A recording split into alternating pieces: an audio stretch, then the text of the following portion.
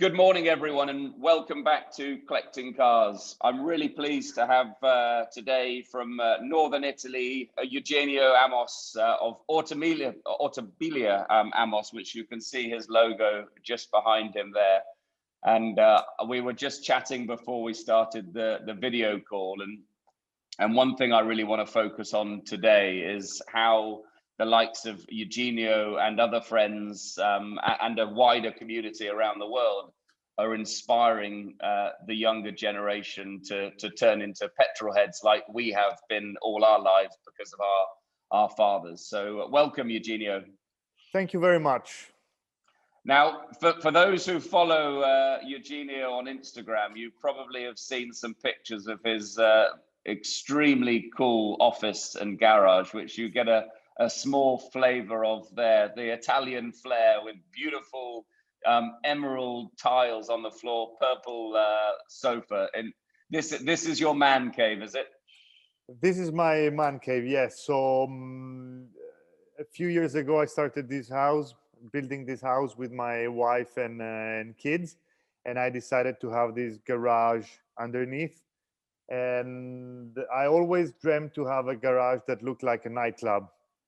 So it furnished as a nightclub, warm, and where I could also invite friends over for dinner or for drinks. And it's more of a living room with cars rather than a garage that looks like a living room. Well, it looks very cool to me. So I came Thanks. and visited you maybe 4 years ago in my Singer, and we went for a small drive. Is that a different home? Did you move? This is a different home, yes. Yeah, fine. So I think you told me that 4 years ago, yeah. Yeah, I was in the you were process of building. building Yeah, that. Yeah, correct. yeah, fine. I remember. Yeah, good. Well, so look, for those who, I think everyone knows. So you've been busy over the last few years. One of your projects has been making Lancia great again, which I guess is where the brand behind you came up. So tell us a little bit about that project. You're obviously delivering cars to customers all over the world now. Yeah.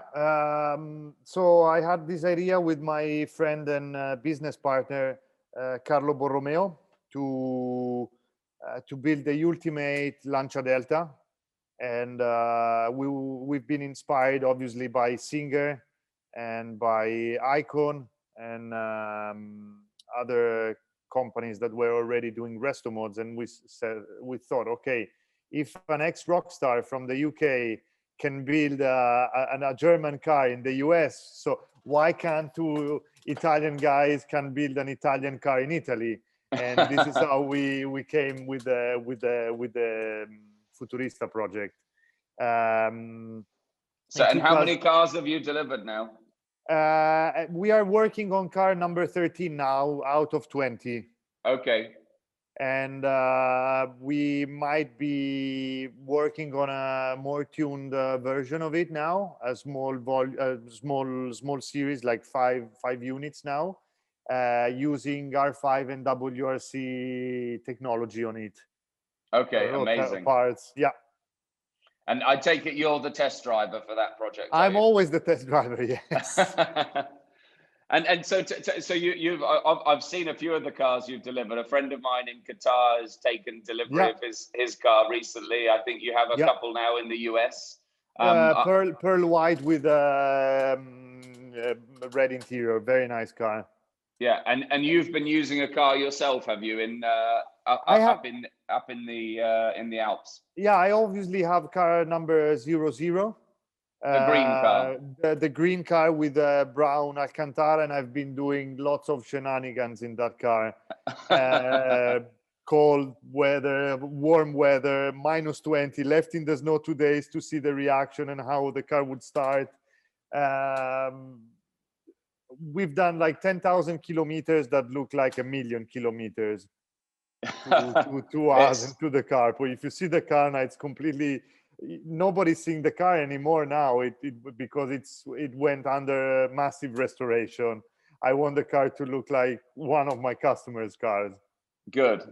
So you're doing a small little series of maybe a tuned That's we are looking into it, yes. But first of all, we want to deliver the cars to the other customers, because I heard some friends who then become customers that are pissed off about how some car companies didn't deliver their car yet and they're working on other models. So this is a lesson I learned by listening to other people. Well, I'm pleased you identify that, and I did one of these recordings with Damien from the Car Guys TV the other day, and we were talking about, for example, an 812 Superfast. Now, if you go to your dealer 5 years ago when they launched the car, or probably 6 years ago, you have to wait. Please. No, but you wait 1 year for the car to be from launch to actually delivering the first customer car. There's a 2 or 3 year waiting list, and by the time you take delivery of the car, it's old. Exactly. And this for me is infuriating. And I had a conversation with Richard Tuthill yesterday about a car he's building for me, and we talked about exactly that. And if we were to do a project together, that we should almost plan on building all the cars in one set specification, launching it today, and you can pay for your car and take it tomorrow morning. It would be really cool to be able to do something like this. Well, I wish I could have done like this with the Futurista, but I was a little bit too optimistic. And of course, it was my first ever project, and all my kind customers and friends were again kind enough not to get too mad to me and understand that we were obviously struggling, but we were struggling because we wanted to deliver an amazing product in terms of quality. Yeah. Every car we are building, we gain a little bit of time and a little bit of quality. So yeah, I'm very happy about it. Well, I think when I came to visit you in my Singer, I think that we probably had the same conversation at the time. You know, every car that was leaving Singer was a bit better, and you know they really mastered the quality now. Over, I guess they delivered over 200 cars now. Yeah, that's the difference. You take the 200, you remove 10, that's the amount of cars we are building. Yeah. And you see, with their 10% of production, it's my whole production. Which means I really have to have the quality there immediately from car number one. Otherwise, it's so. Is this just the start of your brand and your adventure into the automotive world? This is my hope, and this is what I'm working on daily basis in order to have a future.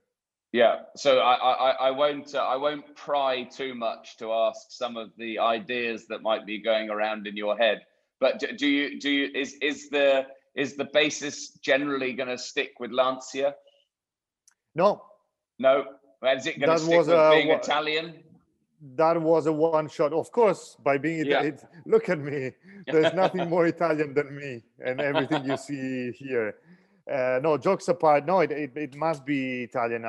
Every product I try to do, including all the small goods in the e-commerce, for example, everything I do it for me. First of all, I do it for me because I like it, and then I try to convince someone else that what I'm doing it's good and nice. Yeah, great. So the other thing I wanted just to talk to you about and get your understanding, obviously geographically you have some petrol head friends in northern Italy and in Switzerland, etc. Ted Gershu, Power Slide lover, Massimo Tosti, etc. who have become Insta famous to some degree. You know, many people don't even know what these guys look like, but they live incredible. I owe them, the three guys you mentioned, I owe them a lot, because at the beginning, I also had nice cars, but I didn't like to post them on the Instagram. So they had a much bigger audience than I had. So at the beginning, I was like, please, guys, help me. And they, especially Maxted and Power Slide Lover, they really helped me a lot. Yeah. So, and what I'm always very grateful for what they did. Well, look, it's great, and you know, Ted was right at the front of what he did, and he's been so brilliant with a camera and showing his friends and travels, etc. That it is inspiring, and what I really like about this community of people, obviously, you know, we're many of us are very fortunate with the things we get to do, but there's a way of displaying our passion, using the medium of something like Instagram or YouTube in a way that really motivates and inspires young people. And this is, you know, I really, there's a different type of person to you know what you guys are doing to some of the YouTuber influencers out there that are just testing cars for manufacturers because they just want to be the next journalist or whatever they think they want to be. And I think this I think we have really very different audiences. Yeah, I talk to the people who can actually buy the car, while YouTubers talk to kids. I think that's the main difference. Yeah, probably. I get, and there's which is not neither bad or good. It's just a matter of fact.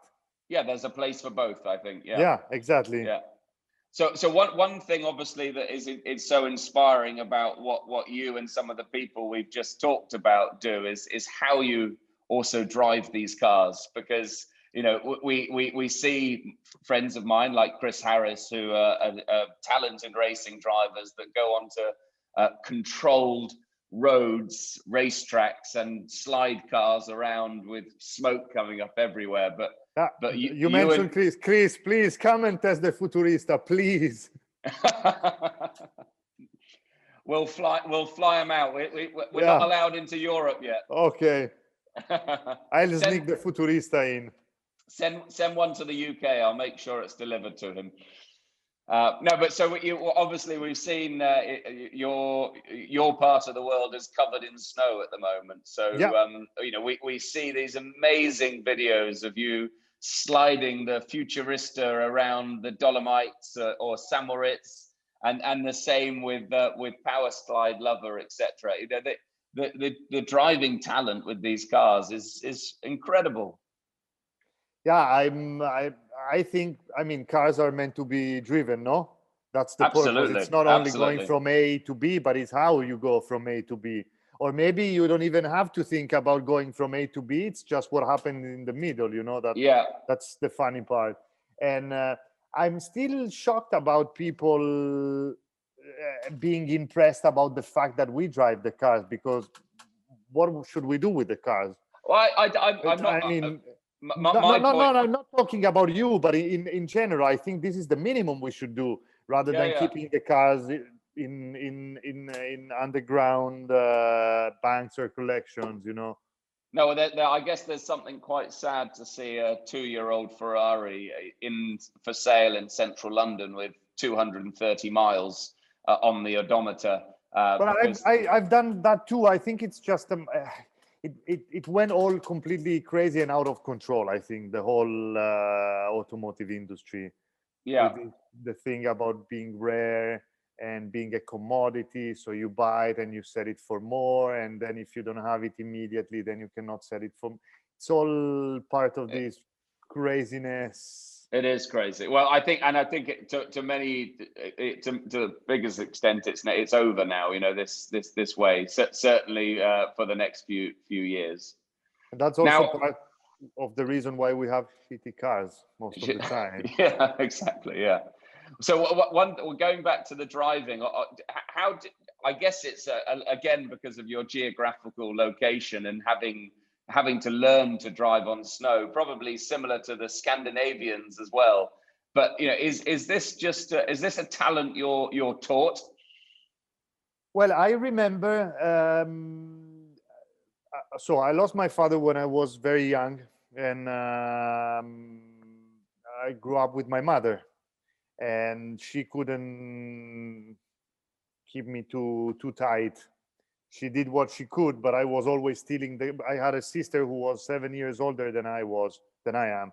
She was 18, I was 11, and I remember starting stealing her car when I was 11. and driving all around my house in Varese. And she had a Civic Shuttle, which had the VTEC without being a sports car. So it was driving really high, like I don't know, maybe 7,500 or 8,000 with a very nice stick and 4.4. And I remember using that car, trashing it and pulling handbrakes, and that's where I learned how to drive. and I've been driving way before I was allowed to drive. I had a group of friends, and we were stealing our family's cars, and we were just driving. You were just driving, yeah. And so you're self-taught. Yeah, exactly. Yeah. And now, when I had my own money after 18, 19, I started renting small rally cars, mainly N2s. We don't have Group Ns anymore, but N2 was like front wheel drive, little tuning, and it was a Saxo, Citroën Saxo and Peugeot 106. Then moving up till I went doing GT racing. And in 2014, after a huge bad crash I saw at the 24 Hours of Spa, which I was attending, I decided to go for the rally raids. And the dream of my life was to participate to the Dakar. And I prepared myself through some races with the Polaris. And then I went to the Dakar in 2016, I think it was. You did? Yeah. And how was that experience for you? It was an amazing experience. It was a life experience. And will you do it again? I've done it once more, and I will go back in 2022. Yeah, I will go. As I saved so much money staying at home this season, I decided to go back to the same financial situation I had last year by pouring all I saved into motorsport again this season. So you're now you're a rally driver, not a circuit racer now. No, that was in 2014. I quit, and I've been doing quite lots of races in between 2015 and 2019. Okay, including one amazing rally with a rental car that was given to me by Richard Tatil at the Eastern African Safari Rally. Oh, you did, of course. Okay, yeah, amazing. So we also talked just before about a mutual friend, Philip Kadori, and obviously he's to some degree has put Tatil Porsche on the map all over again. And, exactly, with the Bandit. Yeah, and then Ted's recent Type 7 video is just so evocative, and it just makes you want to get out and drive. Exactly, especially nowadays. So tell me, when we can get into a post-lockdown world, which we're all very excited about, apart from the Paris-Dakar or the Dakar, what sort of thing are you looking forward to doing with cars? I recently bought a 599. It's a very simple car, not a GTO, but with manual gearbox and beautiful interior Cuoio color and Vinaccia paint. And I want to take that car with a bunch of friends and drive to Bordeaux in France. Yes. Eat and get drunk for 3 days. That's it. Load the car with wine and drive back. That's my automotive perversion for the next post-COVID world. Fine. Well, I won't ask exactly when you're going to do that, because it'll end up being I hope so. Smokey and the Bandit. May, hopefully. May. Okay. Spring. Yeah, I'm very optimistic. Good. Well, my birthday is on the 6th of May, so that's my deadline. Okay. Well, I hope you get there for your birthday. Thank you. And what have you got planned for the rest of the winter months? Delivering the other cars. Okay, so you said you're building number 13 at the moment. We are working on car number 13, exactly. Yes. And how many are you building at any one time? So it changes all the time, because till December we had just one.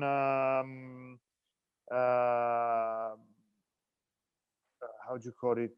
Chassis? Paint shop guy, for example. No. we work on almost 3 cars per time in 3 different how do you call stages sections or stage? Yeah, exactly. Because we have different suppliers, so but we can only build 1 car per time in terms of assembly. Oh, fine. So you're assembling number 13, and you have 14 and 15. No, we are working on the car 13 in terms that it has been dismantled. Yeah. And it went to some specific suppliers. But I think we just finished car number 9 or 8. 9 or 8. Okay, fine. And you've delivered this already? No, it's still there because we cannot deliver it. Because the owner cannot collect it. Well, if you need me to come and do any test driving, it's going to Guernsey.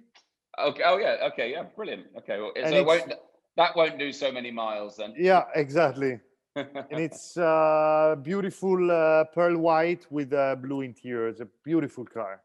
Good. Okay. Well, I hope you're going to do a book of these cars at the end. Hopefully. with all the colors. So one you talked about an English rock star building a German car in LA. We have almost an equivalent in the UK, because we have Brits doing an Alpha in Alphaholics. Max Banks doing Alphaholics. What do you think about their projects? Because they have a really amazing following now. I think they're. I really like what they do. Even though I think they're less, how do you say, hyped than us, because they're way more technical than we are compared to Singer or us, that we have like 50% technique and 50% aesthetics. They have maybe 90% technique and 10% aesthetics. Yeah. And in a way, it's even better, I think, because they have less stress. Have you raced one of these? No, unfortunately not. No, but the common friend you recently mentioned, I think he's waiting for a car, and I will trash his car as soon as possible. I raced in Portimao a 2002 BMW, and in this series you race against the Alphas, and both the BMW and the Alpha, small engines, but constantly you're sidewards, knocking off the rev limiter. Is just the most brilliant car to race on the circuit. It's so much fun, especially because they're light also. Exactly. Well, Eugenio, look, thank you very much. I won't take any more of your time up. Thank you. Thanks for showing us your beautiful home office, and we're really looking forward to some of the amazing stuff that you no doubt have got planned in the future. Let's cross our fingers. Great. Okay. Well, look, we look forward to seeing you, and we'll make sure we get Chris in the Futurista very soon. Okay. Thank you. Okay. Have a great day. Cheers. Yeah, you too, guys. Bye-bye. Thank you. Bye for now.